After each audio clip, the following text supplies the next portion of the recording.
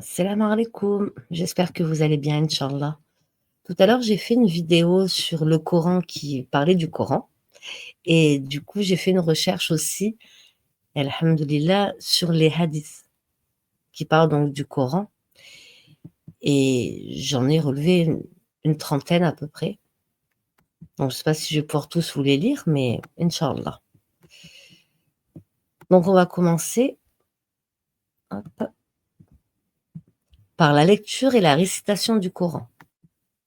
D'après Abu Umama, radiyallahu anhu, le prophète, sallallahu alayhi wa sallam, a dit: lisez le Coran, car il viendra le jour de la résurrection en intercesseur pour les siens. Lisez le Coran, car il viendra le jour de la résurrection en intercesseur pour les siens. Lire un tiers du Coran dans la nuit. D'après Abu Darda, radiyallahu anhu, le prophète, sallallahu alayhi wa sallam, a dit: l'un de vous n'est-il pas capable de lire le tiers du Coran dans une nuit? Ils ont dit: et comment peut-on lire le tiers du Coran?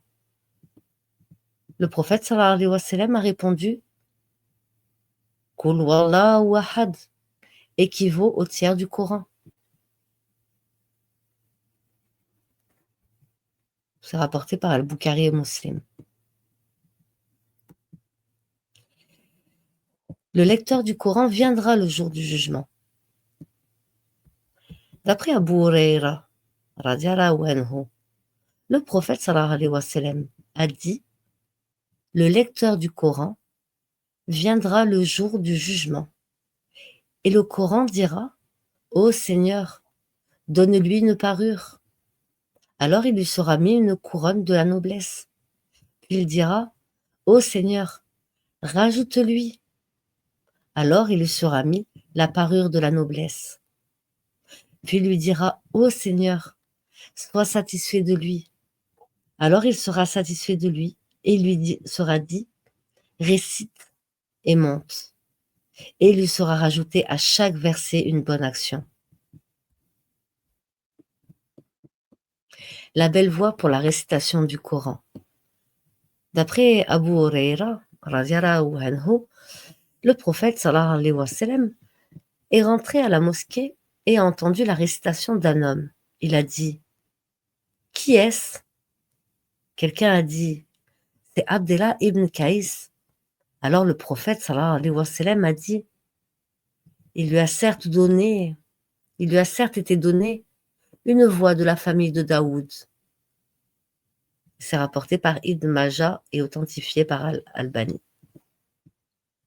Le mérite d'apprendre le Coran et l'enseigner. D'après Othman ibn Affan, radiyallahu anhu, le prophète sallallahu alayhi wa sallam a dit: le meilleur d'entre vous est celui qui apprend le Coran et l'enseigne. Et c'est rapporté par Al-Bukhari. Lire le Coran et le mettre en pratique. D'après Abderrahman ibn Shibl, radiyallahu anhu, le prophète sallallahu alayhi wa sallam a dit: lisez le Coran et mettez-le en pratique. Ne soyez pas négligents envers lui et n'exagérez pas avec. Ne mangez pas avec et ne multipliez pas vos biens avec. Rapporté par Ahmed. L'apprentissage du Coran aux enfants. D'après Bouraïda, radiyallahu anhu, le prophète sallallahu alayhi wa sallam a dit: celui qui lit le Coran, l'apprend et le met en pratique, ses parents seront vêtus le jour de la résurrection d'une couronne de lumière. Sa lumière sera comparable à celle du soleil et ils seront vêtus d'habits qui valent plus que la vie d'ici-bas. Ils vont dire: qu'est-ce qui nous vaut d'être habillés comme cela? Il leur sera répondu: parce que votre enfant a pris du Coran. C'est rapporté par Hakim et authentifié par Al-Albani. Sur le fait d'oublier le Coran. D'après Othman ibn Abi el-As, radiyallahu anhu, je me suis plaint auprès du prophète sallallahu alayhi wa sallam du fait que j'oublie le Coran. Il frappa sur ma poitrine avec sa main et a dit: Ô Satan, sors de la poitrine d'Othman. Ô Satan, sors de la poitrine d'Othman. Ô Satan, sors de la poitrine d'Othman. Il a fait cela 3 fois, rapporté par El-Hakim et authentifié par Al-Albani. Les 3 catégories de personnes qui lisent le Coran. D'après Abu Saïd el-Khudri, radiallahu anhu, le prophète sallallahu alayhi wa sallam apprenait le Coran et demandait à Allah par lui le paradis avant que des gens ne l'apprennent et ne demandent par lui la vie d'ici-bas. Certes, le Coran est appris par 3 catégories de personnes. La personne qui s'en vante, la personne qui veut manger avec et la personne qui le lit pour Allah. Et c'est rapporté par Ahmed et authentifié par Al-Albani. Le témoignage du Coran le jour du jugement. D'après Abu Huraira radiallahu anhu, le prophète sallallahu alayhi wa sallam a dit: le Coran viendra le jour du jugement et dira: Ô Seigneur, habille-le. Alors il lui sera mis une couronne de noblesse. Puis il dira: Ô Seigneur, rajoute-lui. Alors il sera habillé de la toge de la noblesse. Puis il dira: Ô Seigneur, sois satisfait de lui. Alors Allah sera satisfait de lui. Alors il lui sera dit: lis et monte. Et à chaque verset, il aura une bonne action supplémentaire. Rapporté par Artémidi et authentifié par Al-Albani. Le Ramadan est le mois du Coran. D'après Watila ibn al-Ashqa, radiallahu anhu, le prophète sallallahu alayhi wa sallam a dit: les feuillets de Ibrahim ont été descendus la première nuit de Ramadan. La Torah a été descendue après 6 passés de Ramadan. L'Évangile a été descendu après 13 jours de Ramadan. Le Zabour a été descendu après 18 nuits écoulées du Ramadan. Et le Coran a été descendu après 24 nuits écoulées de Ramadan. Et c'est rapporté par Ahmed et authentifié par El-Albani. Lire le Coran sans faire la hija ou le djihad. D'après Abu Huraira radiallahu anhu, un groupe des gens de la campagne se sont rendus vers le prophète sallallahu alayhi wa sallam et ont dit: Ô messager d'Allah, certes, les gens du Coran prétendent que les actes ne servent à rien sans la hijra et sans le djihad dans le sentier d'Allah. Il répondit: où que vous soyez et que vous vous appliquez dans l'adoration d'Allah, alors recevez la bonne nouvelle du paradis. Et c'est rapporté par Daoulabi et authentifié par Al-Albani. La plus belle voix de celui qui lit le Coran. D'après Jabir, radiallahu anhu, le prophète sallallahu alayhi wa sallam a dit: certes, parmi les gens qui ont la plus belle voix en lisant le Coran, celui qui, lorsque vous l'entendez réciter, vous pensez qu'il craint Allah. C'est rapporté par Ibn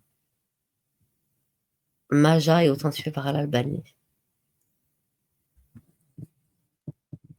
Levez la voix pour la lecture du Coran dans la mosquée. D'après Abu Saïd el-Khudri, radiallahu anhu, le prophète sallallahu alayhi wa sallam a fait retraite spirituelle dans la mosquée et a entendu les gens qui levaient la voix pour la lecture. Il a alors levé le voile et a dit: chacun d'entre vous s'entretient avec son Seigneur. Ne vous gênez pas les uns les autres et ne levez pas la voix sur les autres dans la lecture. C'est rapporté par Abu Daoud. Celui qui délaisse le Coran. D'après Jabir ibn Abdillah, radiallahu anhu, le prophète sallallahu alayhi wa sallam a dit: le Coran est un intercesseur et un avocat véridique. Celui qui le met devant lui, il le conduit vers le paradis. Et celui qui le met derrière son dos, il l'amène vers le feu. Rapporté par Ibn Ibn et rapporté par El-Albani. Lire le Coran à haute voix. D'après Oqba ibn Amir, radiallahu anhu, le prophète sallallahu alayhi wa sallam a dit: celui qui lit le Coran à haute voix est comme celui qui a fait une aumône apparente, et celui qui lit le Coran à voix basse est comme celui qui a fait une aumône cachée. Rapporté par At-Tirmidhi.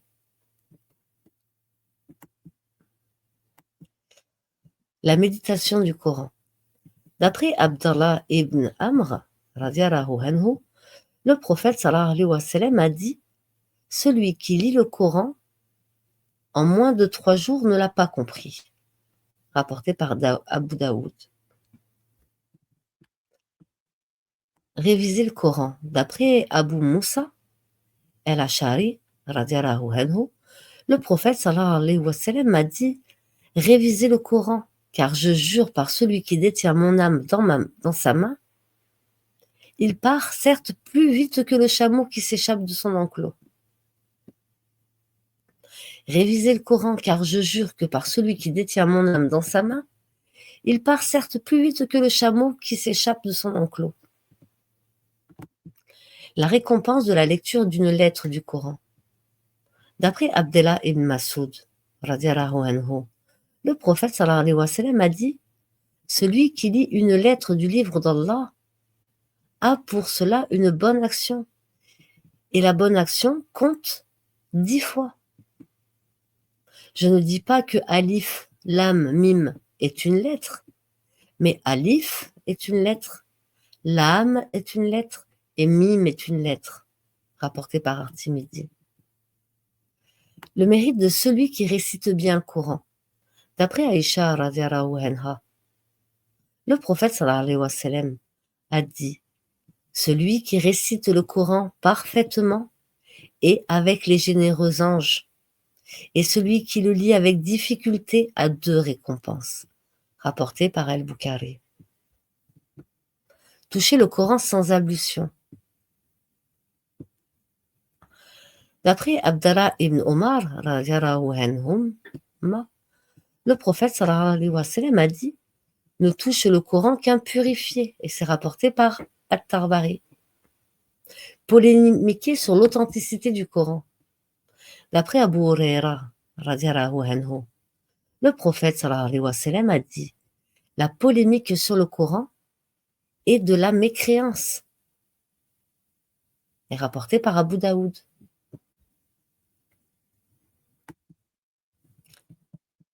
Lire le Coran en 3 jours. D'après Sad ibn al-Munir, radiallahu anhu, le prophète sallallahu alayhi wa sallam a dit: lis le Coran en 3 jours si tu peux. Apporté par At-Tabari.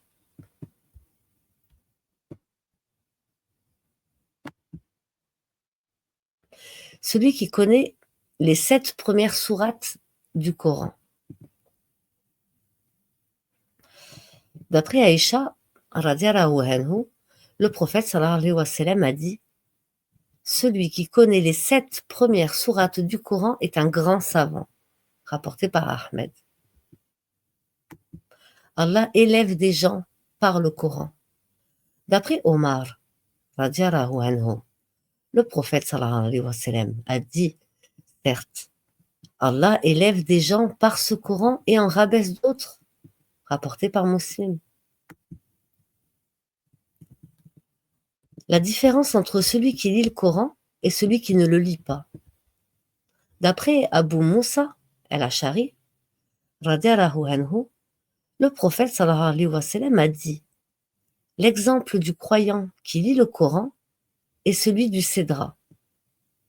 Son odeur est bonne et son goût est bon. L'exemple du croyant qui ne lit pas le Coran est celui de la date. Elle n'a pas d'odeur et son goût est sucré. L'exemple de l'hypocrite qui lit le Coran est celui du myrte. Son odeur est bonne, mais son goût est amer. Et l'exemple de l'hypocrite qui ne lit pas le Coran est celui de la coloquinte. Elle n'a pas d'odeur et son goût est amer. Et c'est rapporté par Al-Bukhari et Muslim. Ce qu'on dira aux compagnons du Coran le jour du jugement. D'après Abu Saïd el-Khudri, radiallahu anhu, le prophète sallallahu alayhi wa sallam a dit: il sera dit au lecteur du Coran, lorsqu'il rentrera au paradis, lis et monte. Il va monter d'un degré à chaque verset jusqu'à ce qu'il lise la dernière chose qu'il connaît, rapporté par Ibn Majah et authentifié par Al-Albani. Celui qui ne connaît rien du Coran. Ibn Abbas a dit, radiallahu anhu, le prophète sallallahu alayhi wa sallam a dit: celui qui ne retient dans son cœur aucune lettre du Coran est comparable à une maison en ruine, rapporté par Tirmidhi. Réciter le Coran sans les ablutions. D'après Abu Salam, radiallahu anhu, une personne lui a rapporté que le prophète sallallahu alayhi wa sallam a uriné puis a récité des versets du Coran avant de toucher l'eau, rapporté par Ahmed. L'intercession du Coran le jour du jugement. D'après Abdallah ibn Amr, radiallahu anhu, le prophète sallallahu alayhi wa sallam a dit: le jeûne et le Coran intercèdent pour le serviteur. Le jeûne dit: Seigneur, je l'ai certes privé de nourriture et de boisson durant la journée, ainsi fais-moi intercéder pour lui.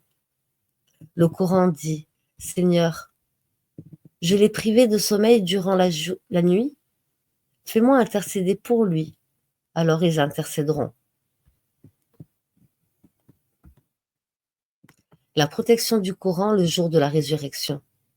D'après Nawas ibn Sam'an, radiallahu anhu, le prophète sallallahu alayhi wa sallam a dit: le Coran sera amené le jour de la résurrection, alors que ces gens, ceux qui le mettaient en pratique dans la vie d'ici-bas, les sourates El-Baqara et El-Imran, seront alors à sa tête.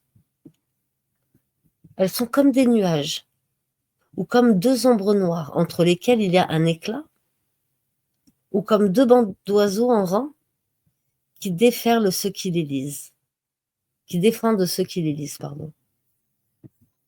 Le Coran sera amené le jour de la résurrection, ainsi que des gens. Ceux qui le mettaient en pratique dans la vie d'ici-bas, les sourates El-Baqara et Al-Imran seront à leur tête. Elles sont comme deux nuages, ou comme deux ombres noires, entre lesquelles il y a un éclat, ou comme deux bandes d'oiseaux, en rang, qui défendent ceux qui les lisent. La meilleure protection dans le Coran. D'après Uqba ibn Amir, radiallahu anhu, le prophète sallallahu alayhi wa sallam a dit: ô Uqba, ne vais-je pas t'apprendre les deux meilleures sourates que tu aies lues? El-Falak et El-Nas. Qul a'udhu bi rabbil falak et Qul a'udhu bi rabbin nas. Ô Uqba, il les lut à chaque fois que tu dors.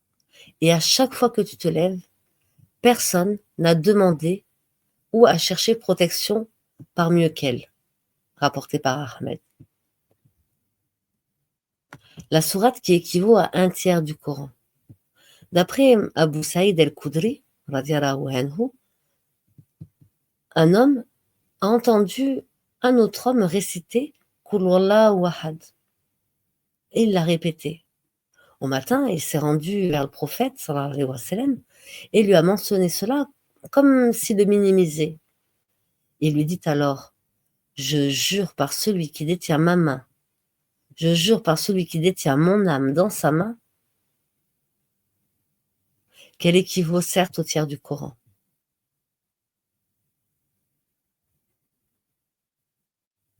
Bismillahir-Rahmanir-Rahim. Qul huwallahu ahad, Allahu samad, lam yalid wa lam yulad wa lam yakun lahu kufuwan ahad.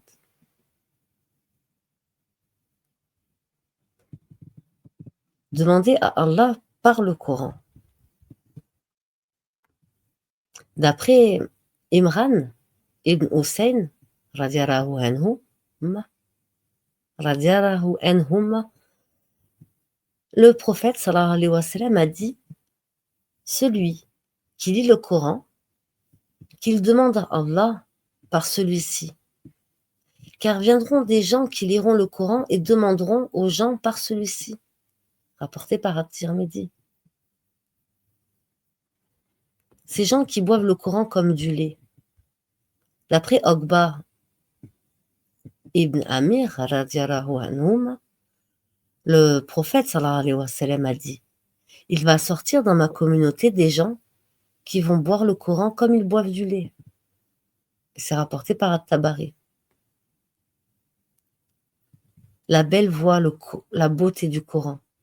D'après Al-Kama ibn Kaïs, radiallahu anhu, j'étais un homme à qui Allah a donné une belle voix pour le Coran. Abdallah ibn Masoud, radiallahu anhu, envoyait quelqu'un me chercher pour que je lui récite le Coran. Lorsque j'avais terminé ma récitation, il disait: rajoute-nous, car j'ai entendu le prophète sallallahu alayhi wa sallam dire la belle voix et la beauté du Coran. Et c'est rapporté par At-Tabari.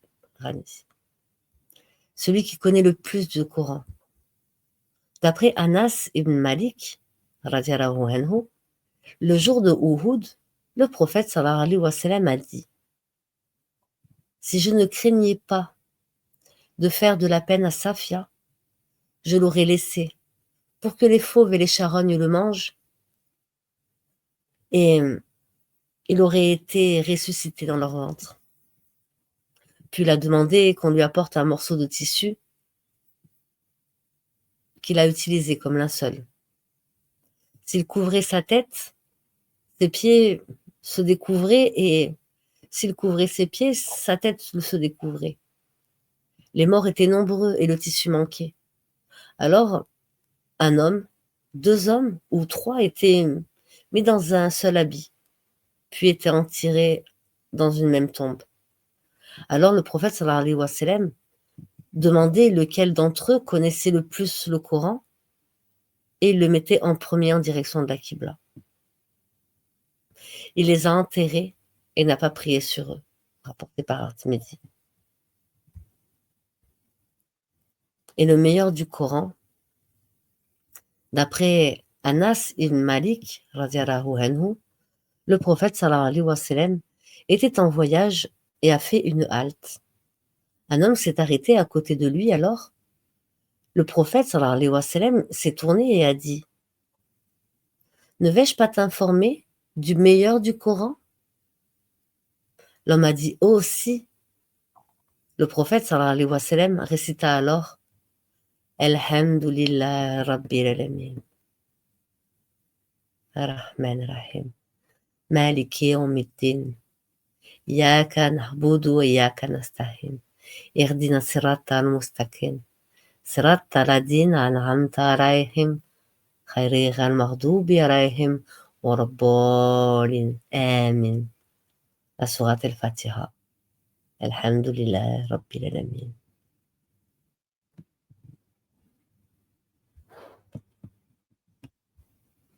Voilà les versets que j'ai trouvés sur le Coran. Il y en a certainement plein d'autres, hein. Mais voilà les versets qu'Allah m'a permis de vous partager ce soir.